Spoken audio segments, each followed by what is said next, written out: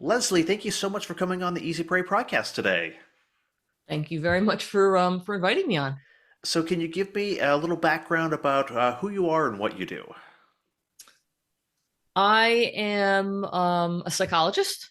I'm a lot of other things. I'm a wife, I'm a mother, but I'm essentially a psychologist.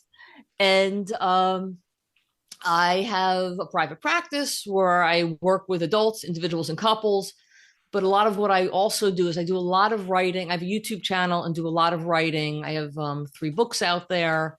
Um, and Insecure in Love. And my most recent one was the Insecure in Love Workbook, and then Bouncing Back from Rejection. Importantly, they're all based in this idea of something called attachment theory. So, some years ago, I was the director of a women's trauma program, inpatient and day program, women with histories of physical, sexual, emotional abuse. It's very heavy stuff. I was Yeah. glad to have done it. But when my time came to move on, what I decided is I really like to write and teach, and I wanted to figure out, what I could do that would be maybe a little bit lighter. Yeah. And I don't do light well, is what I learned, because I kept saying, like, I did positive psychology. I'm like, this is great, but what happens when that doesn't work? So I leaned back on what I learned from the trauma work. And I said, what is it that makes it hard for some people to change? Like, Hmm. really, what's the nut of this? And what I came to was a few things. And one, a central piece is attachment theory, which is this idea that we are born into this world with an attachment system. It's part of our ability to survive as human beings. And we connect or we attach to our caregivers, Hmm. and they help keep us alive physically and emotionally. And it's the how we develop who we are as a person and what our relationships are. And that's the center of what trauma interferes with for people Hmm. or anybody every day when you have troubles changing.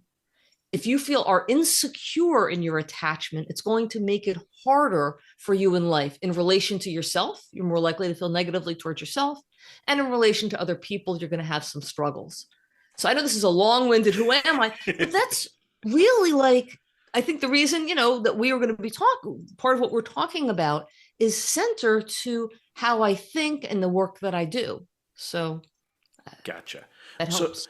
so kind of the overarching, the the the public facing question or the public facing issue is kind of like New Year's resolutions and how we make decisions and why we so often fail at them. And we were talking before we recorded.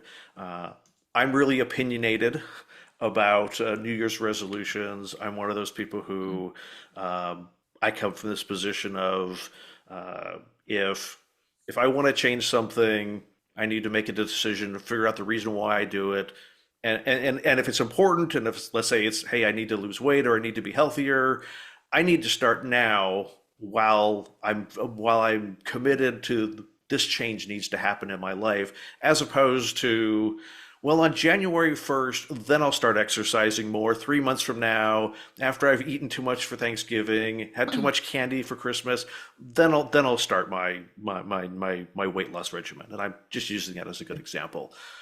And marketing always seems to tie in with that as well. Of hey, it's January 1st. It's time to make all these changes in your life, and today is the day to start them. And I see the stats of our success rates at New Year's resolutions are really bad. I think usually it's mid-February by the time that we've given up on them. And so I've always had this position of like people are just really setting themselves up for failure and discouragement in they could have success, but this methodology is just not going to work. This arbitrary January 1st isn't going to work.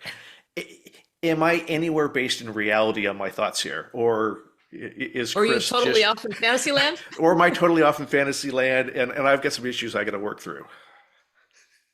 I don't know about the issues you have to work through, but um, yeah, I mean, it's a problem. If you're just going along in life and like, oh, it's New Year's, okay, what am I going to change? That's a problem because that's those are the people who Yeah. it falls off. But if there's nothing wrong with making a New Year's resolution if it's part of a bigger move within yourself of realizing a change you really want. You've done some internal work on setting up what it is you want to be different, how you want to go about it. And New Year's happens to be, it lines up Yeah. with, your start date. That's nothing wrong with that. But the problem is, as you said, if you're just like, it's kind of like, oh, I'll start it tomorrow. Oh, I'll do it on New Year's. Like, that's not getting you anywhere. And to your point about that, businesses come out of the woodwork to say, ooh, like join our gym or start our diet plan or whatever. You get sucked in, and by February or March, you're done and out a few bucks. So what do we, how do we want to frame successful making changes then? So that's a good question. So it's about the changes you want to make for yourself. It's not about New Year's. Again, if you want that as your start date, nothing wrong with it. But it's about really looking inside, connecting with yourself, knowing what are the things that feel good about me. I know we're talking about change, Yeah. but it's really important to start with a foundation of these are the things that make me me. This is what makes me feel good about me. And this is something that I would like to change. And when you do that, when you even form the question that way, you can feel good about yourself. You can recognize change as something you want to move towards.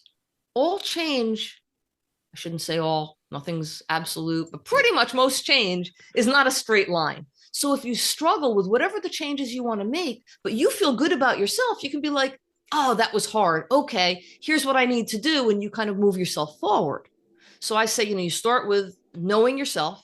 These are the things I feel good about. This is the change I want to make. Then you get clarity on it. You make your plan, your concrete plan, and you go forward with that. Does that help? Yeah. So where do we get caught up in, so if we have to know ourselves, we have to have clarity, we have to make a plan. What are some of the pitfalls of maybe not properly assessing ourselves? Or, with each of these steps, there's a place where we can go right and where we can go wrong. Again, not absolutes that are maybe beneficial or not so beneficial. One of the areas where I think a lot of people struggle is, and this is why I ground this in what do you feel good about yourself about, is insecurity. And I talked about attachment, that attachment theory thing Hmm. when I was explaining myself. When people are insecurely attached, they connect, and part of this means you connect with yourself in a way where you feel you fall down, you're not quite lovable, or you're flawed, or you just have these negative sense of yourself. Hmm. Then what's driving you forward is this negativity about you, and chances are it's not going to go well if everything's coming out of that. So that's where people go wrong. I got to get rid of my weight, or I have to get rid of this, and you're like trying to distance yourself from you. So that's where people go wrong. And where you can turn it around is you can be aware of, oh, wow, I have a lot of self-doubt, or I'm very conscious of my body image, or whatever it is that doesn't feel good. And allow yourself to see it and say, like, yeah, I'm having that trouble, and that's hard. Just like if you had a friend and they were struggling, you wouldn't be like, you fat oaf, Yeah. or whatever. You'd be like, oh, wow, I know it's really hard. I'm here to support you, and you have so much going for you. You just have this struggle. You want to be able to know this is my struggle and be supportive of you. If you begin the change with that awareness of you and what your struggles are, and being aware in a compassionate way, that takes work, by the way. Hmm. Just to get to the point where you can be like, okay, I am aware this is my struggle, and I can see it with some perspective so that I can appreciate it's a human struggle, and you have caring towards yourself. That's a process by itself. So I don't know if you have those self-doubts, but it's easy to get caught back up and beating yourself up. Yeah, I think it's, for me, it's easy to say, I'm bad at this, I'm not good enough at that. Those are much easier easier positions to take, as opposed to, hey, I'm good at this, but I can grow, or there's a pathway to being better at this. It's easier to label myself as unsuccessful or not good at something. And it's recognizing that when you see that, And then you can attend to that mindset more important than the particular goal. You attend, like, oh, wow, there I go again, beating myself up. What do I really think? If I was my friend, what would I be saying to me? I'd be saying like, wow, I'm like, do great with this podcast. There's all this business stuff I do. I have a lot of strengths. And yes, I have this struggle, but I have these strengths. Okay, can I kind of allow myself to at least be aware of this different mindset? And you start to practice it. Mm-hmm. And that's the jumping off point for making the changes. And then you want to make the changes recognizing that there's a struggle, that it's hard. So, for instance, I do yoga. I've been doing yoga for a lot of years. One thing yoga, or it could be any exercise, my energy levels, I think, are like this a lot. There's times where I got great energy, and then I get up and I'm like, oh my God, I gotta get out of bed. But I know that any exercise routine, including yoga, needs to be consistent, right? You got to keep doing it. So one of the things I picked up is every morning when I get up, I roll out my yoga mat and I stand at the front of the yoga mat. If I do nothing else, I have succeeded in doing my yoga for the day. That's it.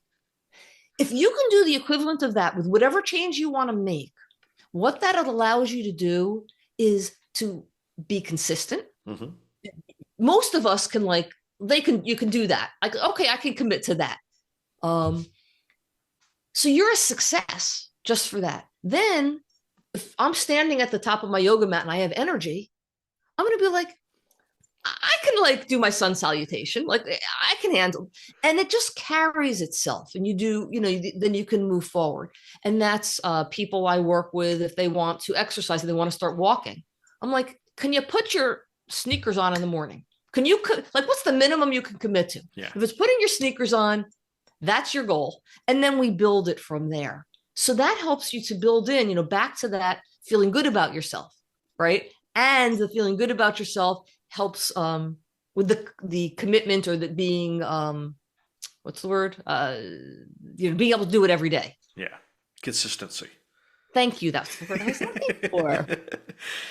And so it sounds to me like a lot of this, in making changes, we have to kind of know, we have to have you were talking about clarity of, this is why I'm making the change and this is what I'm hoping to get out of it. But also that, like you were saying, that the path there's not a linear straight path between the two, that there'll be good days and there'll be bad days, good months and bad months. Right.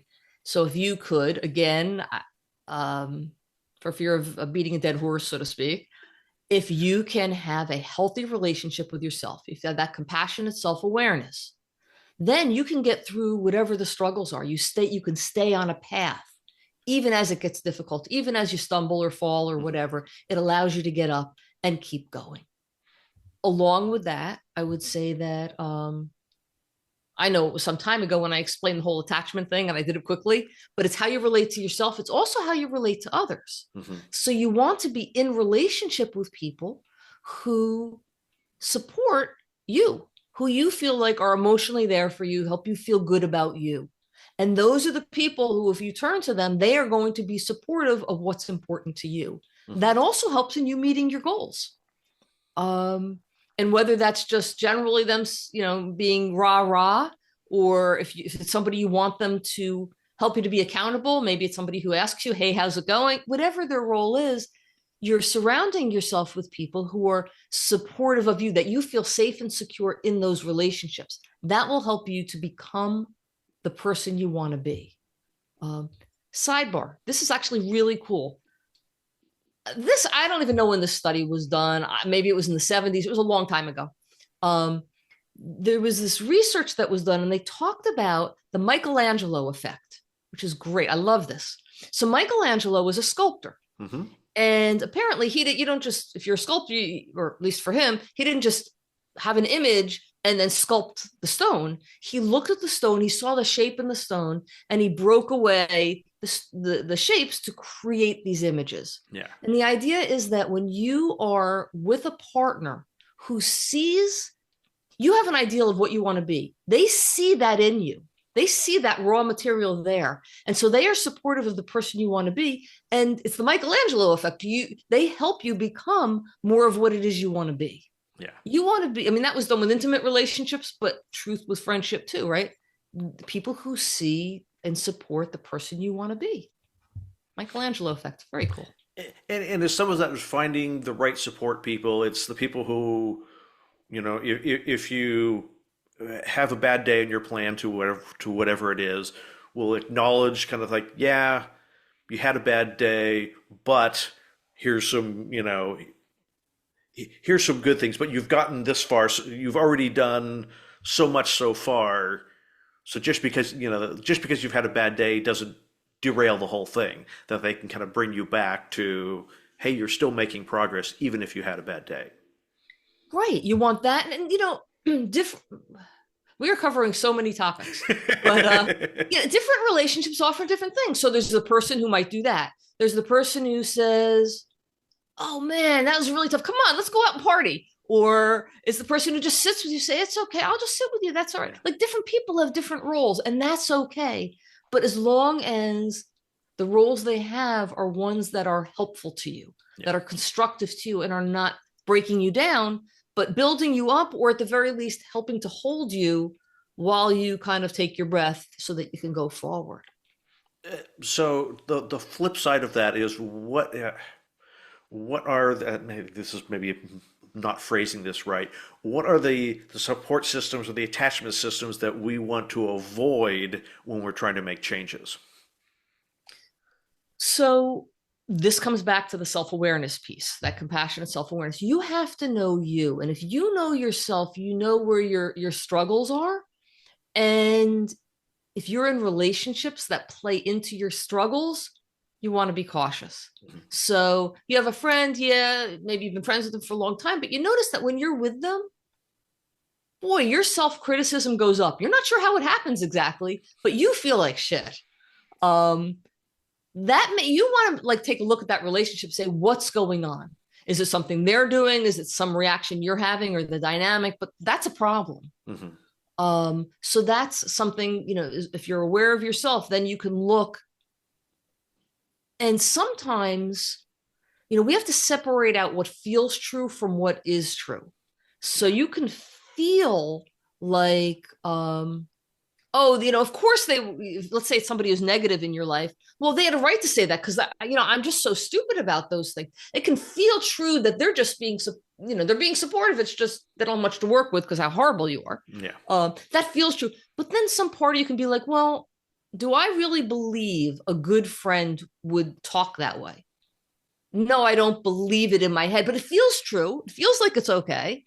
But if you can separate that, just because it feels true doesn't mean it is true. Now you can start to reflect on it and think like, maybe I need to do something differently. Or maybe they're a good friend, but maybe that's not somebody I'm going to reach out to when I'm having a hard time. Yeah. These are my good time Charlie friends, something like that.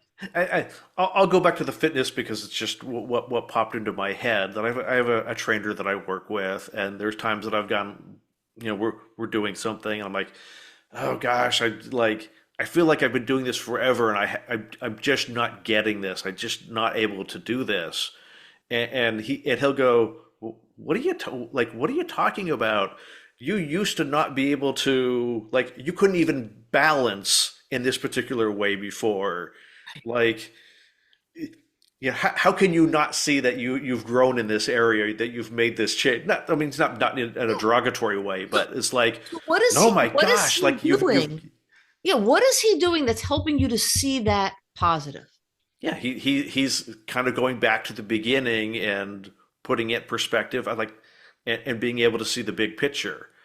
I think as humans, we're really bad about seeing the big picture for ourselves at times. Mm-hmm. And I think that what he's doing is great. And that's something for people who are tuning into this podcast to keep in mind. Like if you're struggling, be like, well, if you've been at it for a while, where did you start from? And even if it's just a few steps, that's the few steps. Yeah. The other thing that I think is great is the word yet.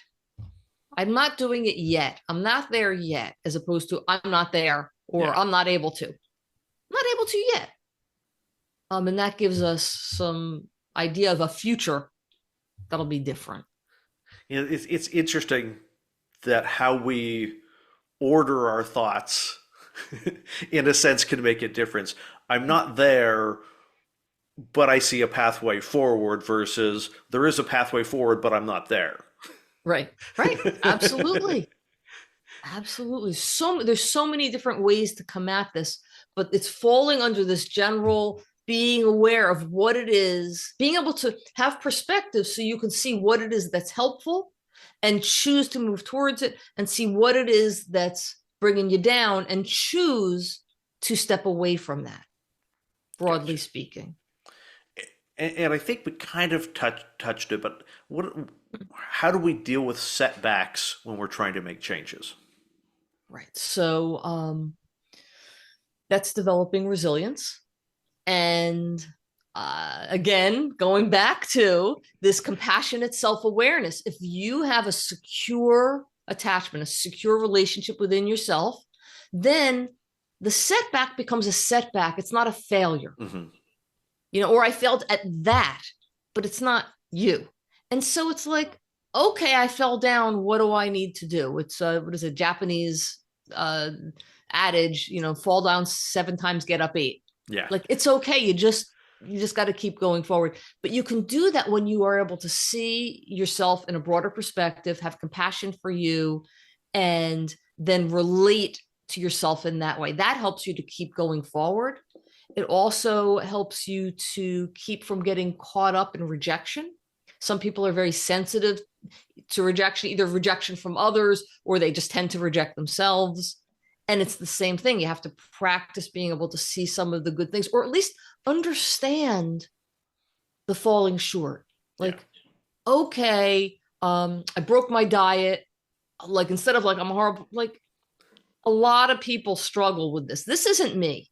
This is a human thing. When you can couch something in like, this is just part of being human, that Yeah. this is hard, then the weight comes off of you a bit. You can breathe a little more. You can say, okay, it's hard. So is there something I can do differently?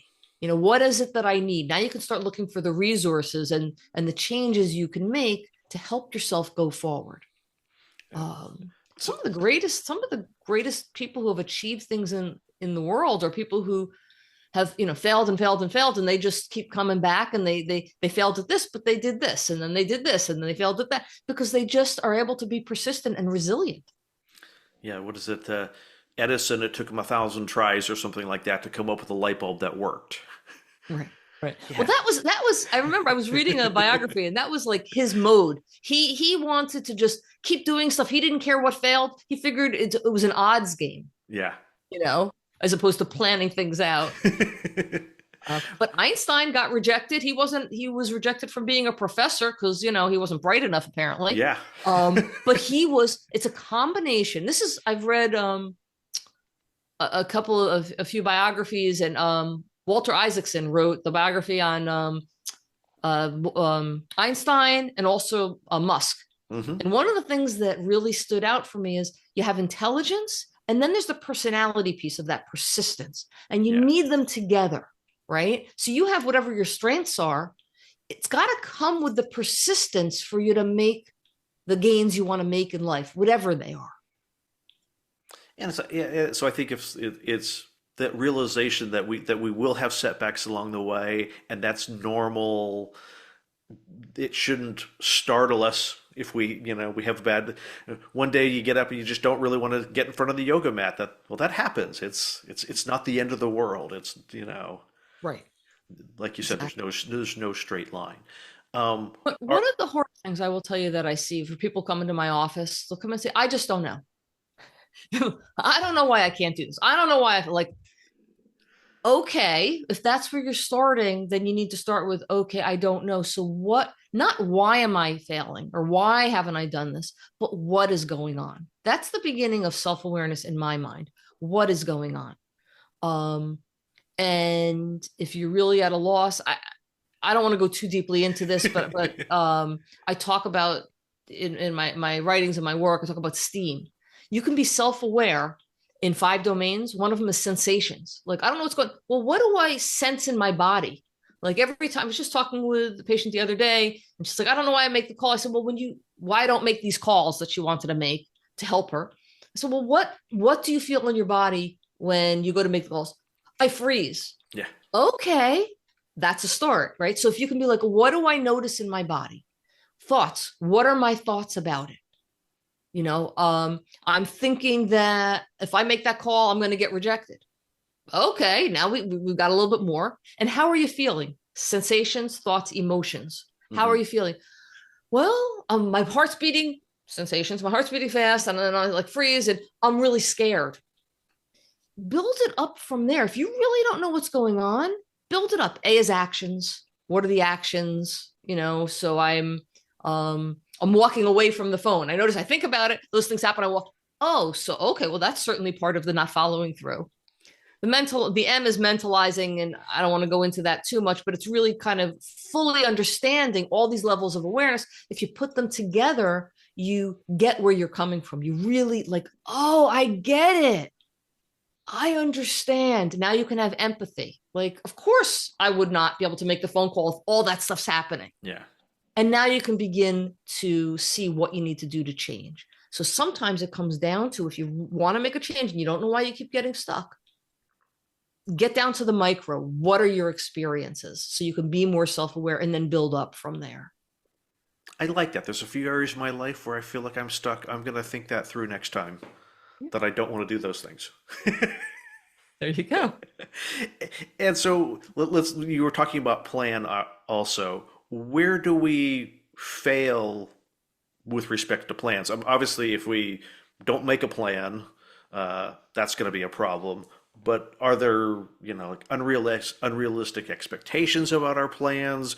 What other aspects of our plan can set us up for failure or not success? So again, I would come back to the self-awareness. You have to know where you are if you're going to make a plan. Because if Yeah. you don't know where you are, you're going to make plans that don't fit, that aren't realistic. Like you said, they're going to be unrealistic plans. So, oh, I need to exercise. So I'm going to start running. I'm going to run a mile a day. And then meanwhile, you haven't gotten off the couch Yeah. for, a year. A mile a day is not a great idea. So you've got to really know what it is you want and then make very specific plans, concrete goals for yourself, and make them small and build up. I encourage people to have 3 levels of goals. There's the minimal that you can just keep doing so you can be consistent. That's standing at the top of the yoga mat. Yeah. That's tying your shoes, your sneakers. Or for some people, I say walk to the mailbox and walk back. If that's all you can do, you have succeeded because you're building a success mindset, right? Hmm. So that's the minimal goal. Then you want a moderate goal, which is I'm going to walk for 20 minutes and then maybe I'll walk run, or you're going to build up from there each day or 3 times a week or whatever. Then there's that idealistic goal. Like, on a good day, maybe you can run those 20 minutes instead of walking. So on my best days, this is really one I want to get to.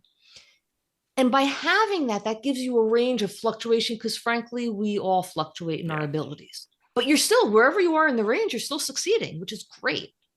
So be aware of that. Be aware of your environment. How can you set things up so that you're most likely to succeed? If you want to stop drinking, you probably don't want to hang out with your buds at the bar. Yeah. So you want to be, aware of where you are. You want to be aware of your environment. You want to be aware of who are the people you're surrounding yourself with, and do your homework. Do your homework to know how to accomplish the goals you want. Hmm. So, you mentioned exercising. Really do your homework on what are the best exercises for you, given your lifestyle, given your age, your level of fitness. What's a good plan so that you can then set into motion? If you want to, let's say you're stuck in a dead end job and you want to be, expanding in career, don't be like, oh, well, I'm going to go to school and I'm going to start with, I'm going to explore the right career for me and develop those goals. So have them appropriate level goals, know that there's different milestones along the Yeah. way, and expect that you're going to have up days and down days and prepare yourself for that, to how you can respond to that, how you can help yourself through the difficult times. I like that, preparing in advance for a down day. What am I going to do when I have a bad day? How am I going to respond? And Exactly. how am I going to get myself back on track? Mm-hmm. And I assume those are easier thoughts and processes to come up with when you're having a good day, as opposed to I'm now in the midst of a bad day and now I'm having to try to figure out how to get out of it, as opposed to I've already thought this out. I already know what to do when I have a bad day. That's the planning part. That's the sitting down. All those things that I just listed, you sit down. And frankly, for me, I think it helps to write things out. That's not true for everyone, but I think it's true for a lot of us. Yeah. If you have these things written out, because then you can be clear. Because the truth is, you think about it, and then come this afternoon, you forget everything you thought, and then you got to start over again. Like Yeah. that's not helpful. And then you can list out maybe if you're someone who really struggles with, say, not just falling down on the particular activity that you want to be achieving, but just maybe you tend to get down or you tend to get anxious. What are the tools that help me at those times? Write out the list so you don't Hmm. have to, like you said, in that moment, be like, okay, now what do I do? Because frankly, if you're down, you probably might get hopeless and it doesn't matter what I do and I Yeah. can't think of it anyway. But if you have the list, you're more likely to go through and do it and follow through. Yeah. So, you sharing like a lot of, I think, really good ideas of how people can help themselves. I think if to me, I had go through these phases where I feel overwhelmed at different aspects of life. I'm thinking through of like, if while I'm not feeling overwhelmed, I write down here are things to do when I'm if I'm feeling overwhelmed. Do the here's Right. the easy steps to do, as opposed to I'm overwhelmed. Now let me add to that by trying to figure. Now I have this responsibility of having to figure out how to get not overwhelmed in the No, moment. exactly. And what you're saying, those are all like really good approaches. I'd add a couple things. One, I find it helpful in Buddhism when they talk about pain versus suffering. Hmm. We all have pain. We all have difficulties, right? The struggles. The suffering comes when we fight the pain. Oh, I shouldn't feel that way. Now you're Yeah. beating yourself up. Now you're suffering on top of the pain. The more we can accept that, okay, difficulties come along. So how do I want to deal with it? That's more helpful, which is what you're talking about, right? Hmm. Just facing it for where it is. The writing things out, I think, is what you suggested is really good. I would add to it that you can also times when you're having like really good days, you're on it, right? And you're feeling really good, but you can remember the times when you really struggled. And those times are going to happen again because we have up and down days. Yeah. The days when or the moments when you're feeling really good, sit down and write a letter to yourself, to your future self who's going to be struggling, and not telling them what to do or, whatever, but like more like, I get it. I've been there. I understand it's hard. It feels like it'll never get better, but I am telling you, as I write this letter, that I am feeling good. You will feel good again, hard as it is to understand. Maybe you put a couple of suggestions. Yeah. I found that it's really helped to meet out with my friends or whatever. But mostly the letter is about it's okay. It's going to get better. And it's hard for us to believe that in the moment, but then you keep that letter someplace Hmm. that's accessible. And when you're feeling down, you pull the letter out. No one could give you a better pep talk than that letter because that's you. You know that you really meant it. You can Yeah. kind of remember there was that moment, and that can help you to move forward. So if you add that on top of the tools that you have all set, I think you're really building up a great chest of coping skills. I love it. So as we work towards coming into a landing here, are there any good, I don't think I necessarily prepped you. Are there good resources for making changes? I know you have a blog where you talk about that. Mhm. Are there other good resources? And where can people find that blog? Thank you. Sadly, I don't have the resources on my mind, but I have no doubt that if you Google, New Year's resolutions or making changes in your life or whatever, you're going to come up with a zillion options. Just be sure when you read them, does it resonate for you? Hmm. Or is it more about somebody selling their wares? Like, is it really, if it's making you feel like you're missing out on some kind of great thing, is it snake oil? So Yeah. I just be aware of that. And in terms of your response, so yes, I have a few things, resources people Yeah. can access. On Psychology Today, I write the Making Change blog, where I talk about making all kinds of different changes in your life. On my website, my personal website, I have Authentically You blog where I talk more about really connecting and the things that I've been addressing. I also have a YouTube channel. I have these like 3-minute videos on all these different topics, and I have playlists so you can go through the playlists. I actually really love that. It's slowly developing kind of a community of people. So there's a lot of comments. I encourage Oh, people, if you good. do it, comment. That's great stuff. Um, I have 3 books if people are interested. My first book was The Insecure in Love, actually Insecure in Love, and that's addressing if you struggle with intimate relationships, if you feel anxious in them, that could be a big help. Truth is, the book can help you if you struggle in relationships that even aren't romantic relationships. It helps. My second book was Bouncing Back from Rejection. So if you struggle with rejection, that might help you.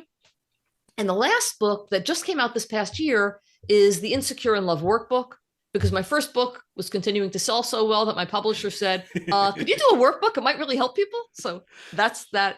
And that's a beautiful book. It gives you how-tos of going through the process. And part of the beauty of it is that I include some of the developments in my thinking that not just from the first book, but from Bouncing Back from Rejection, where I developed that STEAM concept I told you about, of being more self-aware on those levels. So that all comes into play. So that's great. So you can, all those things might be helpful. My website is Yes. drbeckerphelps.com. It's DRBECKER hyphen PHELPS.com. And if you forget that, my name is Leslie Becker-Phelps. I think I am the only Leslie Becker hyphen Phelps on the planet. So if you Oh, put my name nice. into a search engine, It's you you. come up with all my stuff. And I've been doing a lot of writing for a long time. And we'll make sure to specifically link to all of, for the listeners, we'll link to all those resources, the books, your Thanks. website, all of those will be in the show notes as What? well. Thank you. And one other thing I want to say, because I really do believe this, I really do this because I want to help people. If look, go to your library. Don't have to even buy my book. I mean, yes, I would love it if you buy my book. Like I'm not being ridiculous, but go to the library, take it out. If you can't afford it or you don't want to put the money in, I encourage you to do that, because if it can help you, then that's what you want to do. And the articles and the YouTube videos and all that, that's all free resources. And I think you'll find some real helpful stuff there. That's great. And a note on, for many libraries now have partnerships with ebook platforms where you just get your local library membership and you can download the books. So you don't even have to go to the library to get the books anymore. I don't even know where the nearest library is anymore. Audiobooks. I would not encourage some people. A lot of people seem to Yeah. like my books and audiobooks, but personally, for this kind of thing, for my mind, it's reading. But novels and stuff, I love downloads. I'm cleaning, I'm doing all my stuff in life, and I'm listening to my books. It's great. I love it. I love it. Thank you, Leslie. Thank you so much for coming on the podcast today. I think this will really help people set up for success with making changes in their lives. Oh, thank you so much. It's been a fun conversation.